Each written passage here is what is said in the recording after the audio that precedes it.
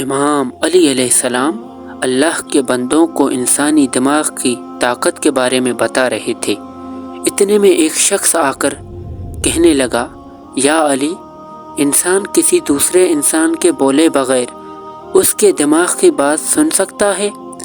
بس یہ کہنا تھا تو امام علی علیہ السلام نے فرمایا، ہاں، یاد رکھنا، انسان کے پاس صرف یہ 5 حواس نہیں جس سے وہ دیکھتا، سنتا، چکھتا، سونگھتا یا چھوتا ہے، بلکہ اللہ نے ان حواس سے مبرہ بھی ایک آواز کو خلق کیا ہے۔ وہ کہنے لگا، یا علی، وہ حواس کون سا ہے اور کیسے ہو سکتا ہے کہ دوسرے انسان کی بات بغیر کہے دوسرا انسان سن لے؟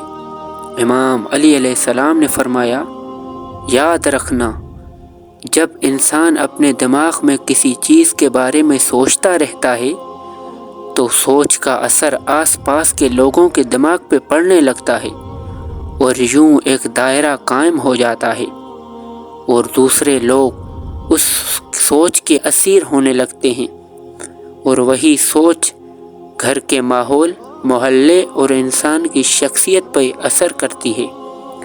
میں نے اللہ کے رسول سے سنا کہ کبھی بھی برا نہ سوچو، جو کہ انسان کی بری سوچ صرف انسان کی شخصیت پہ نہیں بلکہ انسان کے گھر اور انسان کے آس پاس کے لوگوں کے دماغ پہ بڑا اثر ڈالتی ہے، اور خصوصاً ان بچوں کے دماغ بھی جو بچے بالغ نہیں۔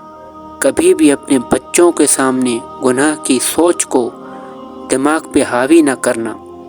انسان یہ سمجھتا ہے کہ جب تک وہ کہتا نہیں کوئی سن کیسے سکتا ہے، لیکن حقیقت تو یہ ہے کہ بولنا تو صرف بات کو واضح کرتا ہے، بات کو جنم نہیں دیتا۔ اللہ نے انسان کے دماغ میں ایسی طاقت عطا کی جو کسی کے بھی دماغ کے چلتے ہوئے خیالات کو معلوم کر سکتی ہے۔ تو اس نے کہا، یا علی، اس طاقت کو کیسے بڑھایا جائے؟ ہر کسی کی خیالات کو کیسے سمجھا جائے؟ امام علی علیہ السلام نے فرمایا، یہ طاقت تقوی اور پرہیزگاری سے بڑھتی ہے۔